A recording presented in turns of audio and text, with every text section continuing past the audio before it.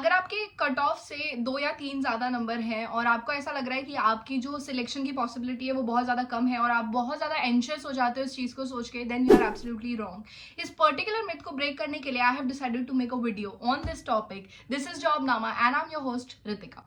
मैंने इंस्टाग्राम पे 2 दिन तक मैं एक्टिव नहीं थी, बट कल परसों शाम को मैंने अपना इंस्टाग्राम ओपन किया था ना। आई रेड कि इतने सारे मैसेजेस थे जहाँ पे लोगों के ना थोड़े बहुत ही नंबर ज़्यादा है और वो कहीं ना कहीं डिमोटिवेटेड है और उनको लग रहा है कि उनको इंटरव्यू देने नहीं जाना चाहिए।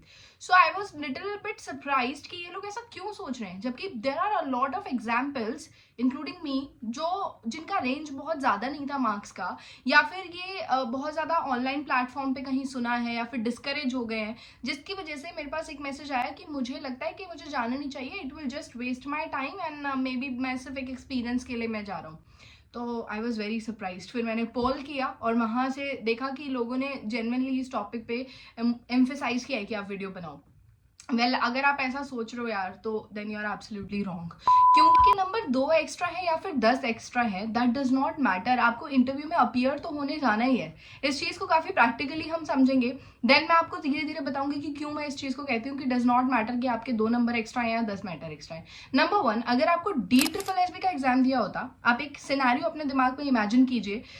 ये सारी वो प्रोसीजर है जो मैंने किया था, ये कहीं से मैंने पढ़ के या सुन के नहीं बोला, या फिर कोई मोटिवेशनल थॉट नहीं है कि आपको मोटिवेट कर दिया जाए और प्रैक्टिकलिटी से दूर रखा जाए। I never believe in that thing.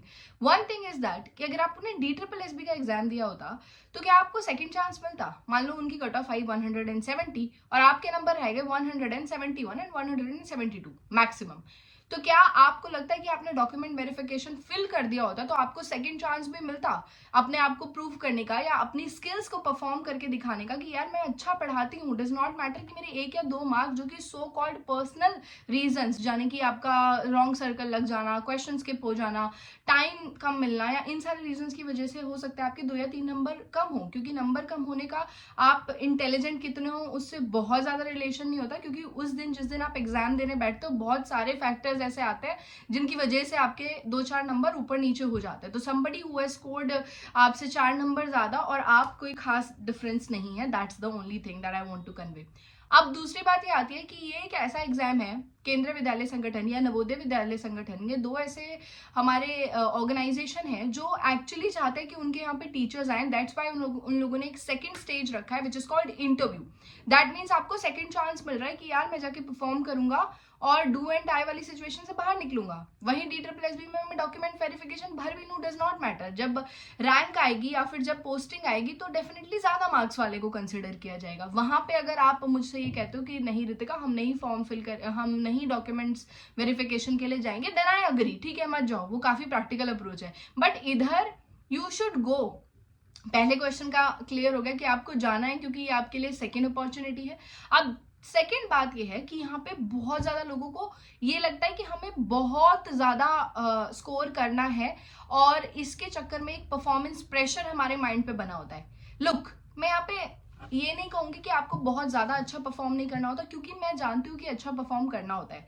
But जब मेरे पास में ये सिचुएशन आई थी, मेरे 2 या 3 नंबर ज्यादा थे और मुझे भी कुछ इस तरीके की चीजें मार्केट में सुनाई दे रही थी जब हम आसपास के लोगों में होते हैं कि यार मेरे 10 नंबर ज्यादा है, 12 नंबर ज्यादा है, या फिर तुम लोगों के इतने हैं, अच्छा इन लोगों से तो कोई कॉम्पिटिशन नहीं है। बट मुझे लगता है इट्स जस्ट अ रबिश। मतलब ये बातें मुझे समझ में ही नहीं आई थी उस टाइम पे, and I just knew it कि मुझे जाके इंटरव्यू देना और मैं दूंगी, that's it.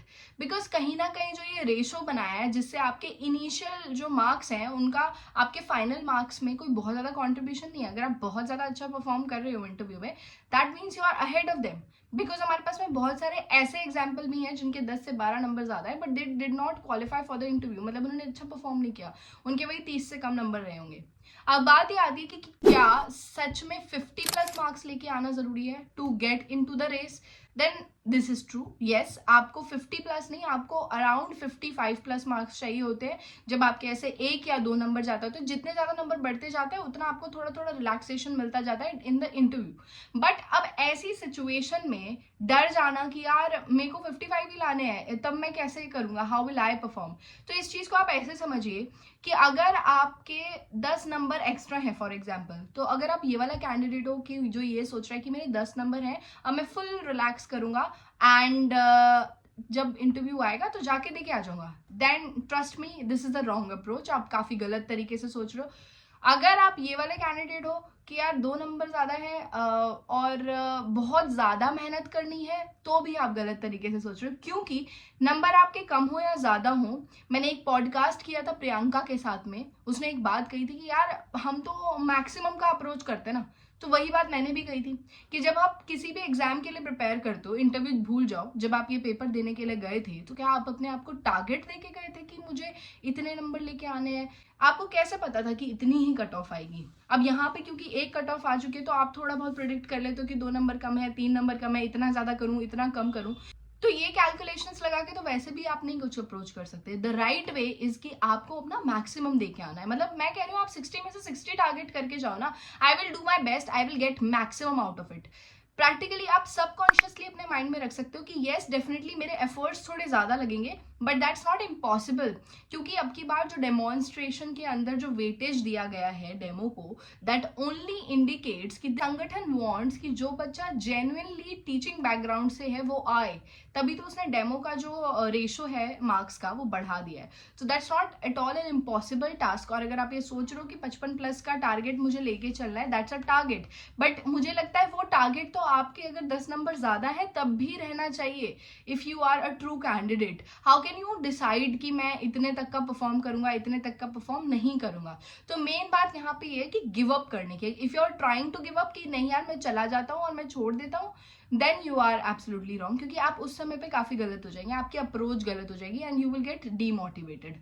That's the only thing. क्योंकि ना देने से अच्छा है कि आप दे के आओ, because this is the second opportunity given to you. It's just like that कि एक बैट्समैन को बोला जाए कि यार आप आउट तो हो गए हो, ठीक है, और अब आप दोबारा एक ओवर और खेल लो। तो जस्ट इमेजिन उस एक ओवर में उस बंदे की परफॉर्मेंस कैसी होगी। और मैंने हमेशा बोला जितना आप इजी गो में बैठते हो ना कि अरे भी बहुत सारे दिन हैं या थोड़ा सा कर लेंगे बाद में, तो उसमें आपकी प्रिपरेशन उतनी अच्छी नहीं होती। बट परफॉर्मेंस इंसान की अच्छी तभी होती है जब वो थोड़ा सा प्रेशर लेता है।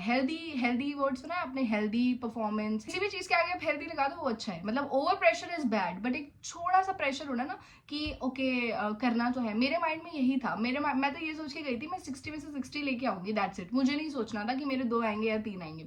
इस सेम एटीट्यूड के साथ में I entered the room and that was the only thing and everybody does that. मेरे अगर 15 नंबर भी एक्स्ट्रा होते ना, as per I know my self, मैं यही सोच के जाती कि मैं 60 में से 60 ही लेके जाऊंगी, क्योंकि मुझे वहां भी पता है कि अगर मेरे 10 नंबर एक्स्ट्रा है, तब भी अगर मेरे इंटरव्यू में बहुत ज्यादा अच्छे नंबर आ गए तो मेरी पोस्टिंग बहुत ज्यादा अच्छी हो जाएगी।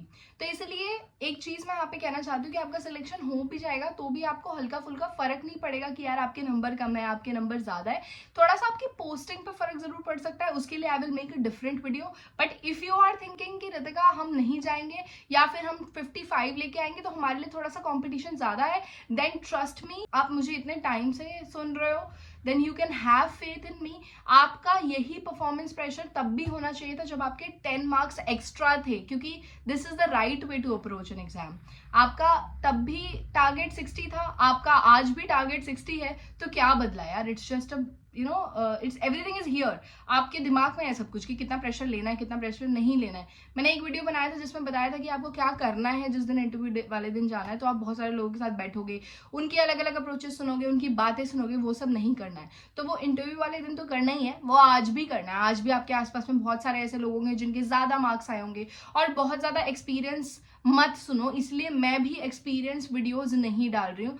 बहुत सारे इंटरव्यू एक्सपीरियंसेस को सुनने के बाद भी यही प्रॉब्लम होगी जो आपको सेम डे हो सकती है, क्योंकि multiple experiences will generate multiple thoughts. तो बहुत ज्यादा सुनने की जरूरत नहीं है, इसलिए at the end you have to be your own saviour. आपको अपना काम खुद ही करना है, अपने लिए खुद ही लड़ना है। तो इतना नेगेटिव होके या फिर अपने आप को डाउनफॉल की तरफ ले जाके कि यार इतने कम नंबर है, how will I get shortlisted, then I was also one among those. और एक ने मुझे बोल दिया था कि यार कोई बात नहीं, तो नेक्स्ट ईयर ट्राई करते थे। मैंने कहा तो रुक जा इसी ईयर हो जाएगा। इस तरीके का कुछ एटीट्यूड आपको अपने अंदर रखना है और काफी ज्यादा पॉजिटिविटी अपने अंदर रखनी है, ताकि एट द एंड यही पॉजिटिविटी आपको कॉन्फिडेंस जनरेशन में काम आती है और आपके सिलेक्शन में काम आती है। तो कुछ होता नहीं है आपके 3 नंबर कम है या 3 नंबर ज्यादा है किसी के आपसे, it's just the same thing. मैंने यही बोला, तब भी आपको 55 प्लस लाने की ही मेहनत करनी थी और आज भी करनी है। तो सब सोच का गेम है, nothing else. Okay, so this was it for today's episode. This was a long episode but I know that this must have been really productive to you. मैं मिलूंगी आपसे नेक्स्ट एपिसोड में। Till then keep preparing and keep hustling. Bye bye.